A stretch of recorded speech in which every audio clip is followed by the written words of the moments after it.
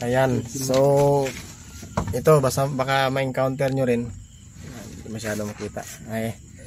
So ito ay Big Eye na transformer type na K6A yung makina. So ang problema ito, grounded. Okay, so dahil nga yung wala placer at saka signal light at saka wiper. So yung wiper at saka ignition ng signal light, isa lang yan sila ng connection galing dito sa ignition switch, na pag on mo ng susi masusuplayan niya yung isang linya na papuntang fuse.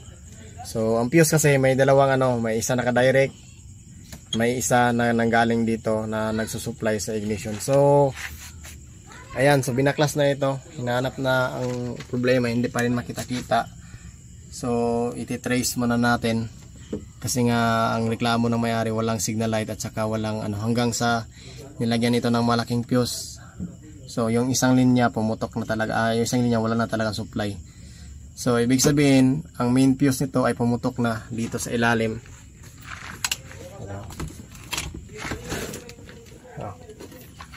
So kita nyo yan, may mga main fuse yan dyan sa ilalim ng upuan. Yan yung pinaka main nya. Okay, so hanapin natin ang problema nito kasi nga walang signal light, wiper pa no?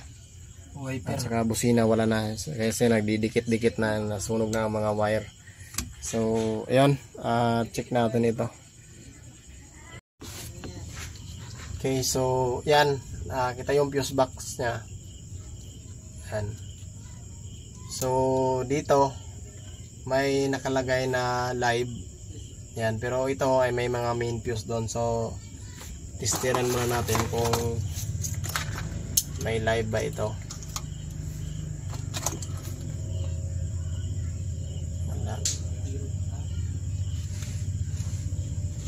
Okay, wala. Yan, so yan, tingnan nyo, may baterya, direct yan pa starter. So dito wala talaga. So ibig sabihin lahat napunder talaga ito. So isa nito, try natin on ang susi. Oh, ayan. So ito yung blue ignition nito, galing susi. Ang susi ang nagbibigay sa kanya ng supply. Tingnan pa natin ito, dalawa. Kasi itong black white, ito yung ignition na papuntang makina. Yan, so yun, meron itong blue, main din ito. Okay, so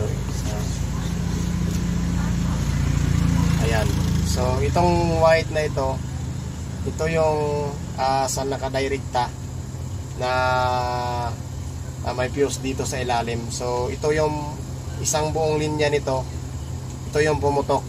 Okay, so check natin pusa. Yan, so kita nyo pumutok yan. Yan. Okay, so ito yung main fuse nya. So gawin natin, jumperan muna natin para makapag-trace tayo doon. Anganin natin ito. Ito yung supply sa mga lahat na nakadirekta, brake, busina. So ito yun siya. Siya ang nag-ano doon sa lahat ng mga nakadirekta, yung accessories sa kanya nang galing. So lagyan mo natin ito ng pangsamantagal.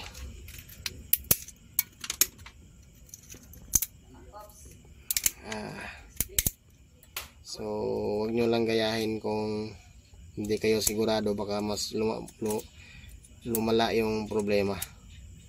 So ngayon, jumperan muna natin ito ng wire. Dalawa para kung may problema ay puputok pa siya. So dito na lang tayo sa ilalim. Yan, kasi pag may grounded puputok lang yan. Okay, so yun, nagka-connection yan dalawa. So tingnan natin dito kung may supply na. Ayun, meron na, diba? Kanina wala. So itong mga maliliit na wire, ito yung kadugtong ng kabila ng paa ng fuse. Yan, so may mga supply na yan. Okay. So brake, taillight, headlight, meron na yan siya. Okay. So ngayon, tingnan natin ito kasi nga okay naman ang fuse doon. Itong baterya, yan, placer, itong battery, wala Ang fuse, masiging ba to? so pumutok siguro ang fuse, wala yung sakit. Idiri ka na ko to. So ito yun, meron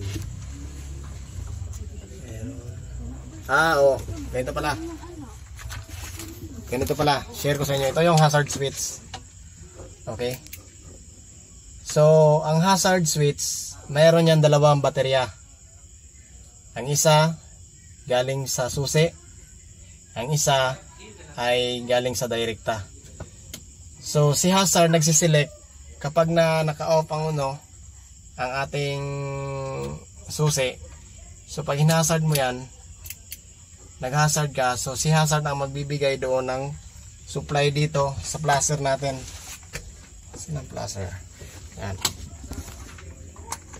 Yan. Kapag in-on mo ito, yung direct na battery, siya yung magbibigay ng supply dito sa placer.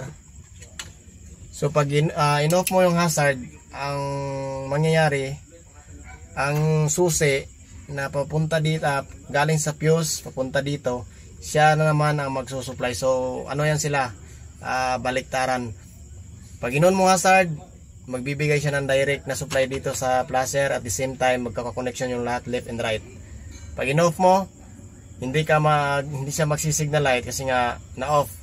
So ibig sabihin, si hazard switch, pag in-on mo ito, siya na naman ang magbibigay ng ignition dito sa placer para siya ang magsiselect kung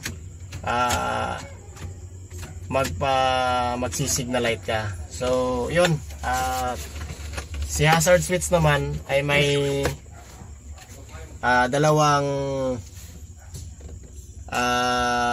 connection dito na left and right. So pag hazard mo, automatic magbibigay siya sa placer ng direct battery, at itong light, kasi ito baterya, itong green. So si light magbibigay siya dito ng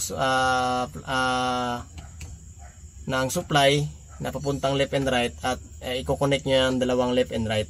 Okay, so pag i-off mo naman ito, ang light dito sa placer niya, didiretso yan dito sa combination switch, at the same time siya magbibigay ng ignition dito sa placer. So yun yung nila. So kapag sira itong placer, hindi siya makakapagbigay dito ng supply sa placer, itong hazard switch.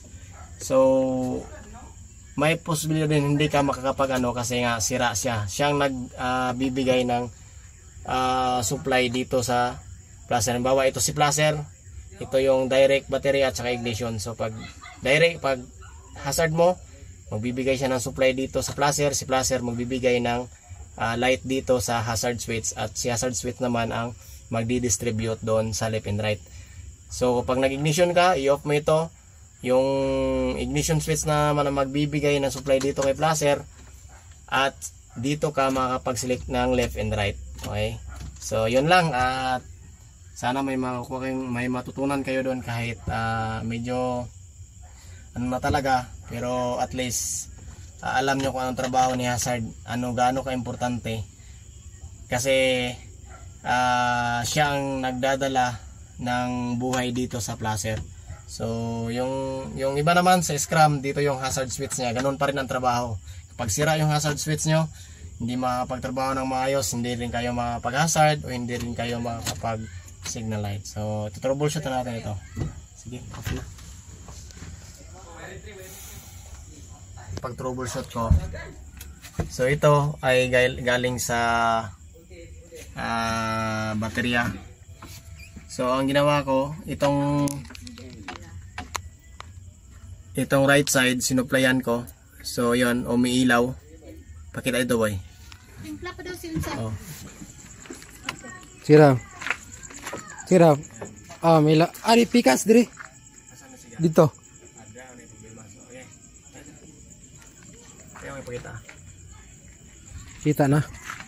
Sige na. Yan. So umilaw andito na side dito sa left side. So si right side naman supplyan natin. Yan, kita nyo. Yan. So si right side ang may problema. So tingnan natin doon kung saan siya nag susurted. Kasi yan yung kulay ng ano. Si left side green at saka parang violet. Si right side naman green na may yellow. So kaya pumuputok yung fuse kasi si right side ay may problema. So tingnan natin kung saan siya nagka-problema. Doon sa mga sakit-sakit muna tayo magtingin.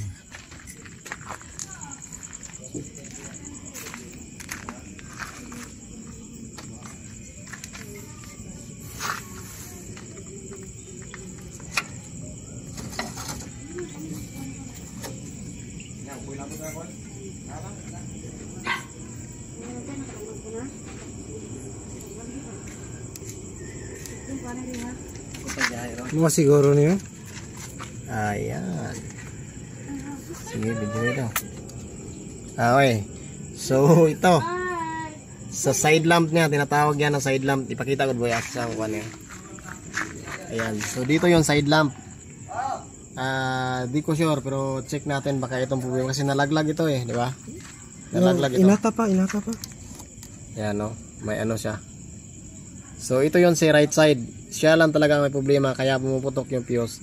So, yun lang naman ang pag-troubleshoot. Yung may mga light, bihira lang kasi ito maipit ang mga wire niya. So, problema dito na talaga sa may mga sakit-sakit niya. Doon tayo nagsisimula mag-check. So, tingnan natin doon sa loob kung nagkakalit pa rin.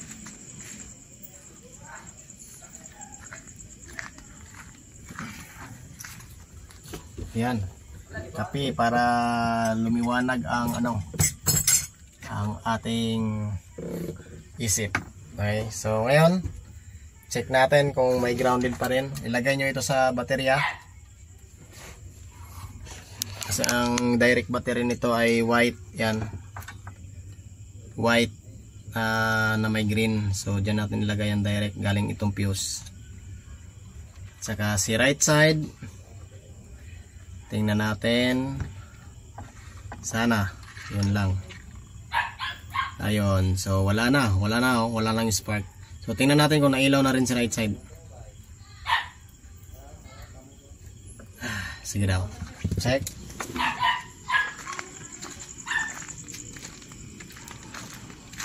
Ayun. So umilaw na si right side.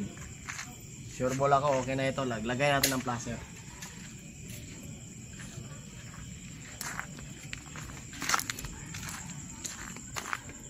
Ayan, so tanggalin na natin ito.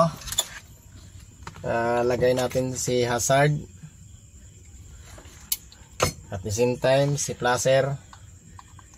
Tingnan natin. Ayan, sira na. Ayan na niya mag-hazard, sira na ito. Katunga-tunga daw. May connection eh. Pang heavy duty. Pwede layo na itong connection. Ibang plastic kasi ito. Pero sigasigam sa gina. Heavy duty. So patay na nito. Guba ang ignition na itong isa. Hindi na po musika ang wiring oy. Tanan. Baklas na po na ako.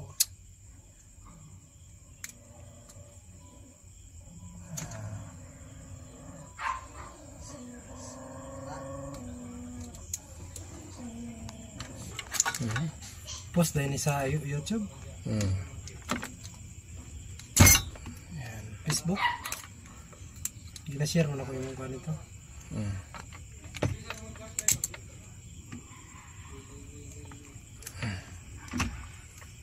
Hindi mo ko madaghan ng viewers kung gina-share. Dapat yun mo sa adjustment. So lagay natin dito. Hazard natin. Ayun, so kita nyo yung placer. Ayan. So okay na ito. Tignan natin.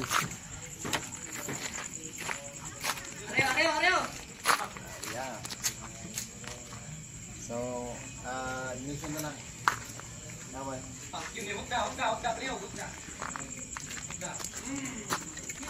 Kapit na po na yung murira.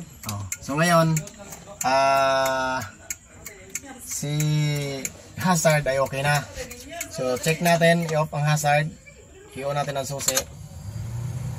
Signal light natin, ayun. So working na yan, left and right niya. Okay. So yun lang ang problema, nagka-grounded doon sa may sakit niya. So yun. At maraming salamat. God bless. Ayan, so para sa mga marami pang video, suportahan nyo po yung YouTube channel natin para makagawa pa tayo ng maraming video sa pagtutroubleshoot. Pati sa Facebook page natin. So yun, sa may mga problema, i-message nyo lang ako anong gusto nyo ipagawa na video. So yan, yan yung mekaniko natin dito. Shout out. So siya ang nagtatrabaho dito sa shop ko kung wala ako. Okay, so pag malaki na talaga ang trouble, nag-hands on na talaga ako. Okay, so yun lang. At guarantee sunog ang trabaho namin dito. Guarantee na susunog. Okay, so yan, maraming salamat sa mga supporter ko. God bless.